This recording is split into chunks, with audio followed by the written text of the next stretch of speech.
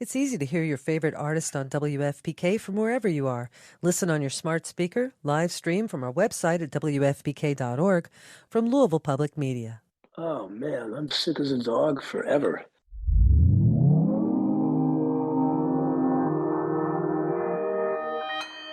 Consequence Podcast Network.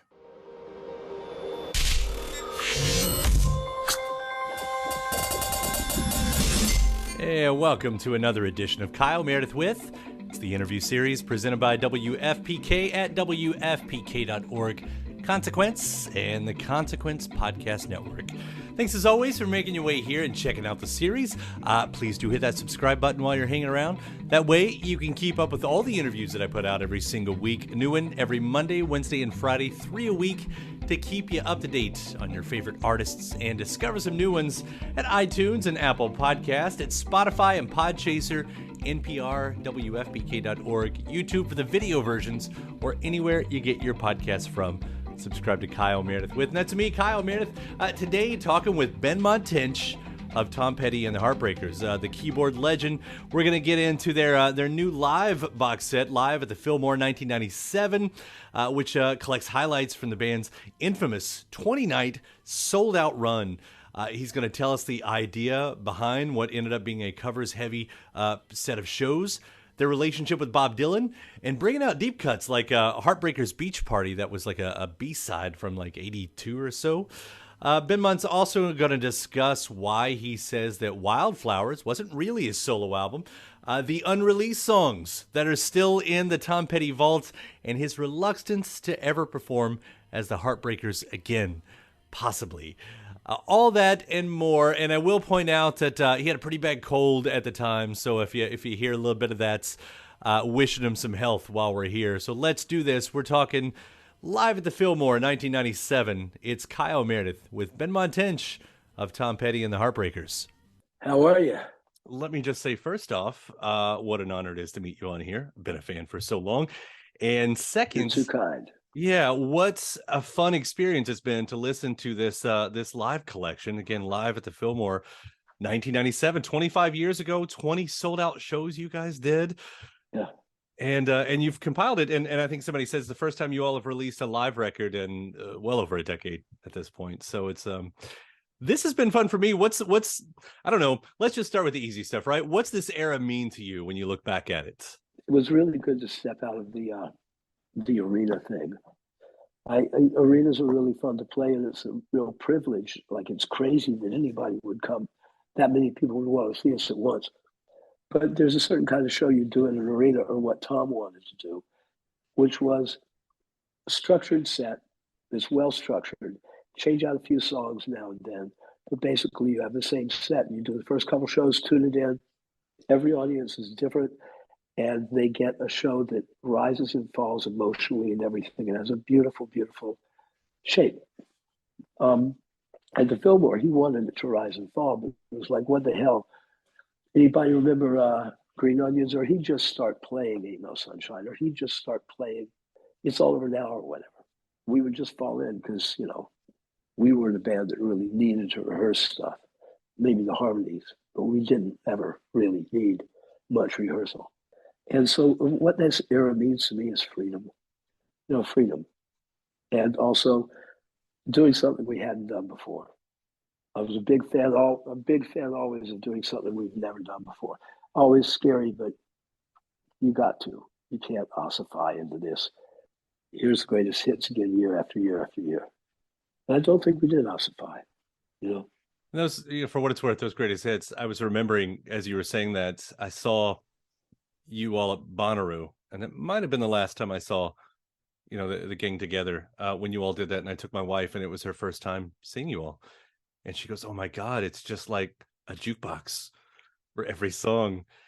To be able to walk away from that for a second. This doesn't have to be the greatest hit show. This doesn't have to be the human jukebox show. And still, is there a challenge to that? I mean, it looks, obviously you guys are having fun. You earned it at that point. Everybody's going to show up for a good show, but is it a little bit of I feel like a little bit of a letting go? It was beautiful. At first I thought, how are we going to do 20 nights and change a bunch of songs? Steve Ferrone's been in the band for 2 years, and did one long tour with us. But he doesn't know all this stuff. And what if Tom's calling audibles and stuff that Ferroni has never heard? Ferroni certainly rose to the occasion. And I think we all did. It's letting go. It's freedom. It's a relief. It's a challenge. It's an absolute joy. Absolute joy. It started something that we would do. I think in the early 2000s, we did a stand at the Vic Theater in Chicago. And we did a stand at some point at the, not as long these stands, but at the Vonda Theater in Los Angeles. And we also did a run at the Beacon Theater in New York in, I think, 2010. It was one of my favorite things we've ever done. But this is what set the idea that, oh, that's really, really fun. Let's do it. If Tom didn't, I was guaranteed that fun. If Tom hadn't had fun, we wouldn't have done it again. And I'm sure he wanted to do more things like that. Not at the Fillmore necessarily, but maybe another stand at the Beacon, maybe a stand here and there, where you just say, who cares? You know, he's such a great songwriter. The songs that we covered were always good songs. So my thing with him was to always annoy him and say, hey man, you can play these beautiful songs you wrote that are on the album that not everybody knows, but they're so compelling from the first line. You're not going to lose a soul, and you can play one or two of those and then follow it with I Won't Back Down. You know, we can do that. And he was like, he wanted to keep a focus in the show. But we did, when we put out a record in 2010, Mojo, played tons of stuff from that. We weren't just plugged into the jukebox, but in a place like Bonnaroo, you have a big crowd and they are going to want to have that, I think. And so a place like Bonnaroo, it was the way to go. It was the way to go, you know. I got to see you guys a few times, but I do have such great memories of that. I mean, when you all would do I Should Have Known It, and Tom would just stick out his arms when he would do that line. I mean, that's iconic moments, you know. He was so good. The thing about Penny is he was a great songwriter, he was a great singer, he was a terrific band leader, he was a really cool guitar player. He was a wonderful singer, but he was a terrific band leader. He kept this band together for the most part. I think Mike played with him for 47 years. I think I had played with him for the better part of 44 years, 45 years. He kept the band together. Ferroni was the newest guy. He had joined the band in 94, 95. Scott Thurston had come along to help with some stuff brilliantly in 1989 or 90. And the band that we ended with had 4 of the 5 original members, plus an extra person, which was Scott. And the only person that hadn't been in the original lineup on the record really was Steve Ferroni on the drums instead of Stan. And to manage to keep that together, and when we lost Howie, to bring Ron Blair back, because he's so good, for the original lineup. 20 years of Howie Epstein, and Howie, unfortunately, got taken down. And Tom, he was something else. It's easy to just take a look at it and go, oh, that's simple. He just did this basic thing. It's really like, no, everybody go try to do that. Go try to write Free Fallin'. I dare you. Go show me a song that starts with him trying to make Jeff Lynne laugh and still has a lot of humor in it, but still has a good bit of pathos in it. But everybody can sing along. You can't do that unless you are extremely gifted. And he did it again and again. The Fillmore, we got to play a bunch of that stuff, but also all this stuff that we knew and loved since we were kids, and stuff that Tom knew, old folk tunes, or that Scott Thurston knew. Tom wanted to do some bluegrass, and Thurston said, do you know Little Maggie? And he played it, and we were like, holy moly. And Patty said, you sing it great, and he does. That kind of thing was just to get cut loose, to play what we would play if nobody was there. This is the kind of stuff we play in rehearsal to avoid rehearsing. And we'll be right back right after this. Welcome back. It's Kyle Meredith with Benmont Tench of Tom Petty and the Heartbreakers. It's even, when I look at it, even more impressive that you guys were firing on all the cylinders, as the phrase goes. But because it was only a year before that it was sort of the reunion, you know, Tom had done the solo stuff and everything, and you all got back together for She's the One. So whatever time off there, like it doesn't even sound like there was any time off. Well, here's the thing. This will always be my little contention. I understand why Wildflowers is called a solo album, but that ain't a solo album. It's the whole band with Steve Ferroni. Ringo's on a couple of tracks. We have bass player on a different bass player on a track or two. But for the most part, it's Mike and Tom or Howie on bass. It's me and Mike and Tom and Howie and Ferroni instead of Stan. So we didn't have any time off. The solo records that he made, the one like Full Moon Fever, I would call an actual solo record. Well, he made the record and then we went out and toured it. He never broke the band up. He never like went, I'm going to get a different band to tour this record. They aren't all on this record, but I'm going to get a different band. You know, the Heartbreakers exist because Tom was making a solo record with the finest players in Los Angeles, Al Cooper, Jim Kellner, Jim Gordon, Eric Gordon, all these legends. And he came down to a session that I was doing some demos. I asked him, come down and say, tell me how to sing on a real mic or play some harmonica. Stan and I put together a band that was Mike Campbell and Stan and Ron Blair and a couple other folks, right? Tom came down and he went back after that night and said to his producer, I don't want to make a solo record with a bunch of session players. I want a band, and I want the band that Ben and Stan put together. He was a band guy. He wasn't going to go any other way. He simply wasn't going to go any other way. So we never had time apart musically. We never really had time apart musically. I guess that's, to me, sort of like when Lindsey Buckingham and Christine called their record Lindsey and Christine and not Fleetwood Mac, even though everyone but Stevie was. Yeah, well, yeah. But it's totally legit. And for Tom to say that that was a solo record is totally legit. But at the same time, look at the credits. So it wasn't any kind of reunion. Wildflowers and She's the One weren't any kind of reunion. And Full Moon Fever was made so rapidly, that wasn't any kind of reunion either, the tour for that. So yeah, we could never reunite because we never went anywhere.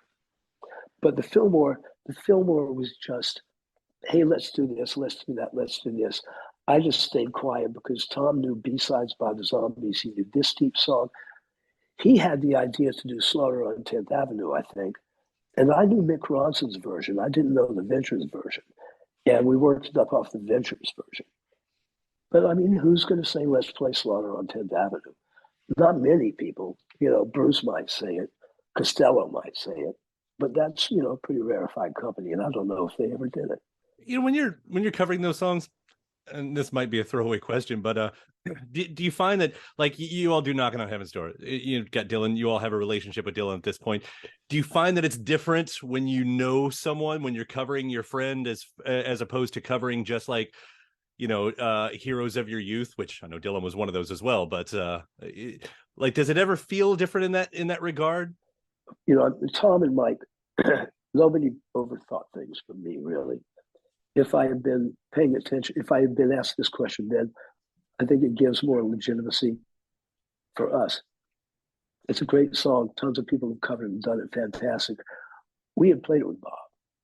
And so we weren't just pulling Knocking on Heaven's Door out of somewhere as a cover to just throw in. We had played it with the cat who had written it. And he had a certain swing. And those of us who were in the band at that time knew that swing.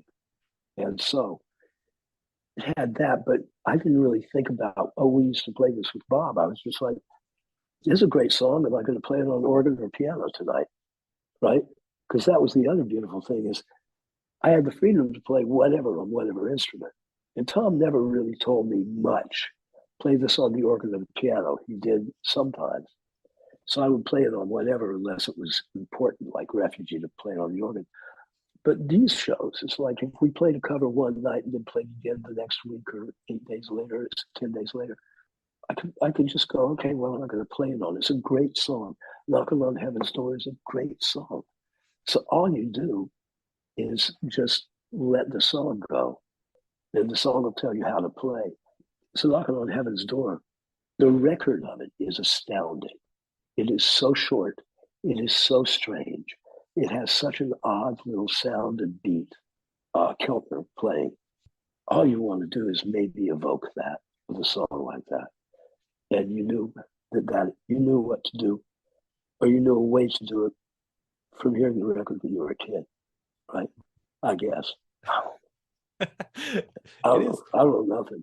It is beautiful moments on there though, and the fun moments. I mean, you have the audience member who yells out Heartbreakers Beach Party, and when Tom says, I don't think we've ever played this one before, and then you will I don't, was that true? Is that as a spontaneous moment as it comes across on this record? Because it, for a song at that point that was nearly 15 years old, I think, as a B-side, and you all just right there on it. Well, we always thought it was a really cool B-side. It was never on a set list, I'm sure. He may have just thought of it on occasion over the years, but I'm sure he didn't remember, like I don't remember, if we had ever played it in front of people, maybe once or twice. But Ferroni, for damn sure, had never ever played Heartbreakers Beach Party, and neither had Scott Thurston. Howie may never have played it, but I mean, what are you going to do? Ferroni had absolutely never heard it, and he's a champ on it. That kind of thing, and getting to play not just Green Onions, but Hip Hugger with the beautiful Booker T instrumental. I love that song. There are 2 times that it goes through the turnaround in the course of it. I played the wrong notes both times. I just couldn't get my head around it. Who cares? It's beautiful. The rest of the band played the right notes. So that kind of moment, you're working without a net. Everybody's happy to see you working without a net.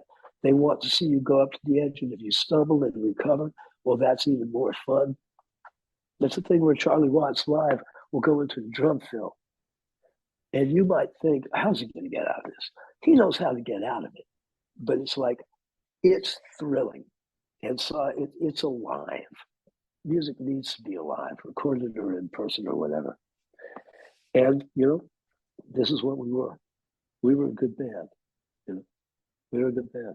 That's an understatement. I will say from my end, you're one of, when people say who's the greatest American rock and roll band, and when they put Tom Petty and the Heartbreakers right up there at the top, it makes sense every time to me.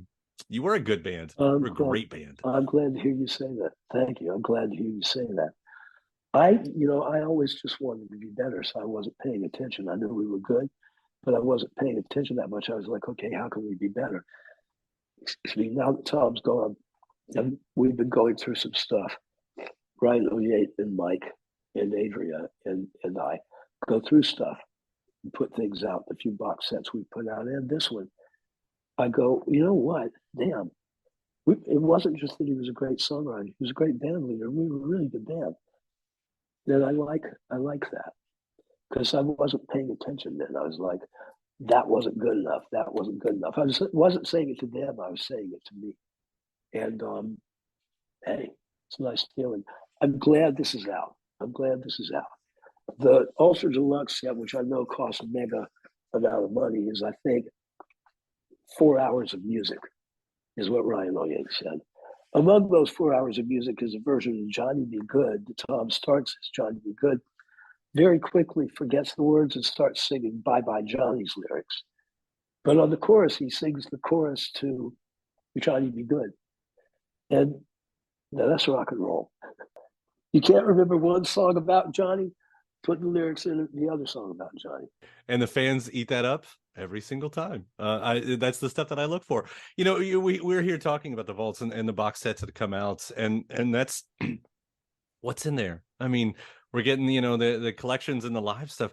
I don't know what you can say, what you can't, but are there albums in there? Like when we think of like Prince's vault and stuff like that, We always recorded more than we put out, but we always put out what we thought was the very best. But fairly often, every now and then, I would wonder why a song had been left off the record. Keeping Me Alive and Keep a Little Soul were both left off of Long After Dark. And on American Treasure, I think, a really good version of Keeping Me Alive from Long After Dark came out. And then for the same set, Ryan found Keep a Little Soul. And I almost started crying because I had forgotten the song and I had always loved that song and been baffled why it wasn't on Long After Dark in the first place. Ryan's gone through everything, I think. And whether there's anything, I know that there's really cool stuff between Mudcrutch, Mojo, Hypnotic Eye. I think there are alternate versions, completely different versions of some songs, and also a lot of songs that go on those records. Both Mudcrutch albums have stuff that's killer. There's one or two really great songs that we recorded in 1973 in my parents' living room, just completely live to 2-track. There's a couple of really great songs on there. So there's all sorts of stuff, but what is going to happen with it, when it would come out, I don't know. I hope it comes out because I think it's cool. But there's even more. The cat who knows where everything's buried is Ryan O'Neill. He's a master at all of this stuff. He's the man with the golden key. When I heard Keep a Little Soul, I mean, that is one of those moments like, really? That's what's not good enough? You know, and I remember like Waiting for Tonight when I think it was Playback that came out. And that was one of those moments like, you know, the toss-offs are greatest hits in that sense. I mean, just it's again. Like, why? I know George Dacoulias reworked the rhythm track for what's called the demo version of the Apartment song. Why would you not put that out? We had it for Southern accents, and I think it was just Tom and Stan or a drum machine or something, and maybe me playing organ and Stevie singing. I mean, why? That is so spectacular, such a great version of Tom and Stevie singing. That came out. The version on Full Moon Fever is nice, but there's a vibe when he sings it with Stevie. I mean, you know, so there's more stuff in there. There's absolutely more stuff. He had his reasons. He thought it didn't fit into the feeling of the record. I don't know. You know, I really don't know what his process was, but you know, massive respect for his process. Yeah, you know? I mean, I think we're all guilty of that. You don't hear a song one day, and then sometime later, it's like, oh my God, how did I miss that? I mean, we're guilty of that. And you know, the other side of this, you know, as we talk about the past, is what it means to the present. And we do get these great vault releases. You know, I've had Mike on here a few times and talked to him, and I think there's a lot of people who will always ask this question: is like, what does it mean to be a Heartbreaker now? Is it a vault collection? Do you know, I know Mike's still a little bit like, I'm not sure about, you know, if you all could play a show as the Heartbreakers. I mean, do you feel like that's still a possibility? No, I don't want to. You never say never. Sean Connery said, I will never do another James Bond movie. And when he did another, he named it Never Say Never Again. But, you know, it isn't the Heartbreakers without our rhythm guitar player and occasional lead guitar player. It just isn't the Heartbreakers. Without Tom, it's like, are the Rolling Stones going to play without Keith? No. You know, I mean, would you go? No. Would they want to do it? I you know, it's their business, but you know, Led Zeppelin didn't continue. So to me, it's like, no, I don't want to play. I don't want to do a Heartbreaker show. I'd love to play with the Heartbreakers. I would love to play in different groupings, or let's go to a soundstage and just bloody play. But I don't really want to do the Heartbreakers. This is me personally. I don't know how Mike feels or anything. You know, it's yeah. There's no reason. There's no reason. Maybe somebody would pay us some money, but I don't feel a reason. You bring me a reason. If we had a reason, then I would be all aboard. If there's something that makes sense to me as a real reason to do it. But I don't really feel it right now. Well, I will say selfishly, the magic that you all have when you are together, that's what I get out of it. And that's what I love seeing. And you know what? If it doesn't happen live in person anymore, then I turn to a box set like live at the Fillmore, and I watch you guys pull it out night after night there. And I can still appreciate that. Ferroni plays out with people. Mike just did a Dirty Knobs tour. Stan was the drummer for part of it. I have a record coming out next year. I play solo gigs around. You can come see us, and you never know who's going to show up and sit in. But if you want some of that thing, go see the Dirty Knobs. Go see whatever Ferroni's up to. Well, Benmont, I know you got to go. I'll let you. And thank you so much for taking the time to talk about this live at the Fillmore in 1997. It's such an honor. I do hope you get to feeling better on top of that. I know it's a rotten cold. Thank you so much, sir.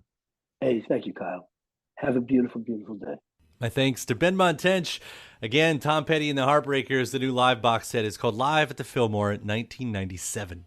Thanks to you for checking out this episode. Please hit that subscribe button so you can keep up with the whole series. Again, you get 3 brand new interviews every single week, new and every Monday, Wednesday, and Friday at iTunes, Apple Podcasts, at Spotify, Podchaser, NPR, WFPK.org, YouTube for the video versions, or anywhere you get your podcasts from. Subscribe to Kyle Meredith with. Then after that, head over to WFPK.org. That's where I do a show Monday through Friday, 6 p.m. Eastern. An hour full of song premieres and music news, anniversary spins, bonus interviews, Monday through Friday, 6 p.m. Eastern at WFPK.org. Consequence has your music and film news. Of course, you can also find me on the social media spots, Instagram, Facebook, Twitter, all 3 of them. The address is at Kyle Meredith. So I do hope you like and follow along. That does it for another edition. I'm Kyle Meredith. I'll see you next time.